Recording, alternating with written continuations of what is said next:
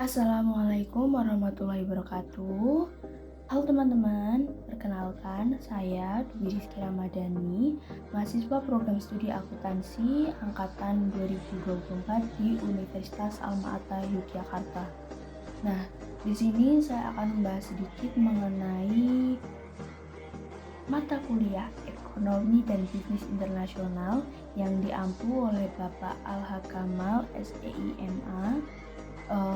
Jadi di sini kita akan fokus mengenai materi entry model bisnis internasional. Mungkin beberapa dari teman-teman udah nggak asing mengenai materi ini karena sesuai namanya ya, entry model bisnis internasional, yaitu kita kayak memasuki ke bentuk ataupun ke mode yang berbeda, yaitu pasar internasional atau yang lebih luasnya lagi. Jadi biasanya kita dari nasional ataupun dari dalam negeri kita beralih ke pasar internasional.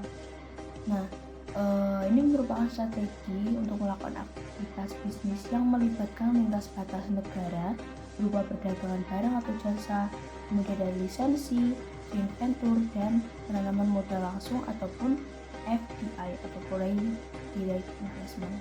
Nah, menurut Hollandsen dari bukunya yang berjudul Global Marketing tahun 2011, ini merupakan pengaturan institusional yang digunakan perusahaan untuk memasuki pasar asing yang mencakup produk, teknologi, dan sumber daya manusia ataupun tenaga kerja. Jadi, untuk membuat suatu perusahaan ini dapat tumbuh bersaing di pasar internasional, tentunya memerlukan strategi yang tepat.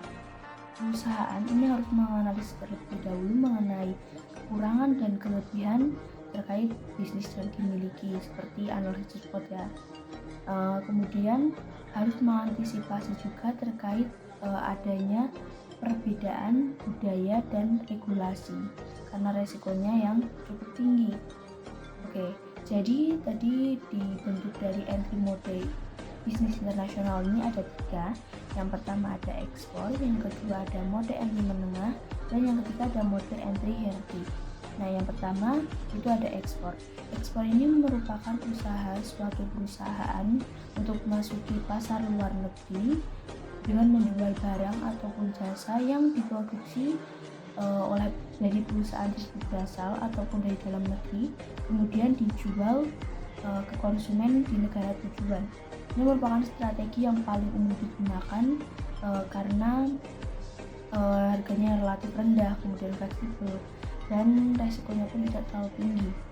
Nah, di ekspor ini ada 3 saluran. Yang pertama ekspor langsung, ini perusahaan menjual langsung ke konsumen luar negeri.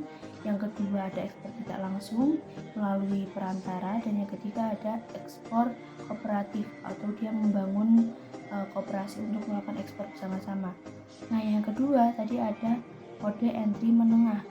Nah, di sini itu kita kenal dengan mode kontraktual yang berisi perjanjian ataupun kontrak antara 2 ataupun lebih perusahaan untuk melakukan bisnis tanpa melakukan investasi fisik seperti pendirian pabrik sendiri.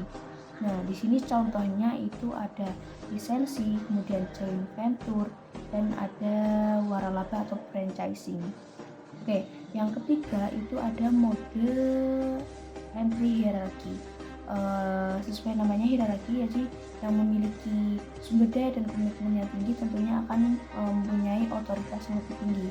Jadi kalau di sini tuh perusahaan memiliki kendali penuh atas operasional di negara tujuan. Contohnya ada akuisisi, kemudian ada merger dan greenfield investment.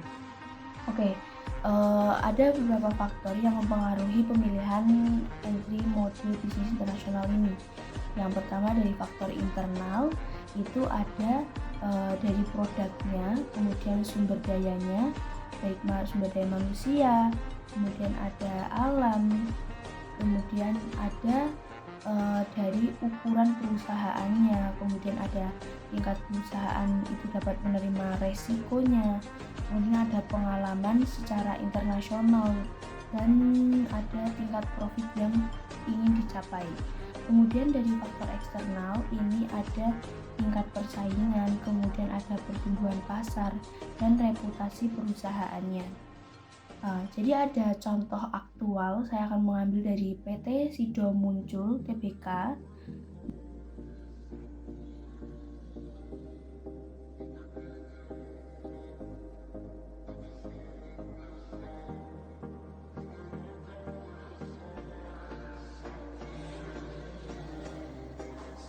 Baik, jadi sekian penjelasan dari saya. Kurang lebihnya mohon maaf. Assalamualaikum warahmatullahi wabarakatuh.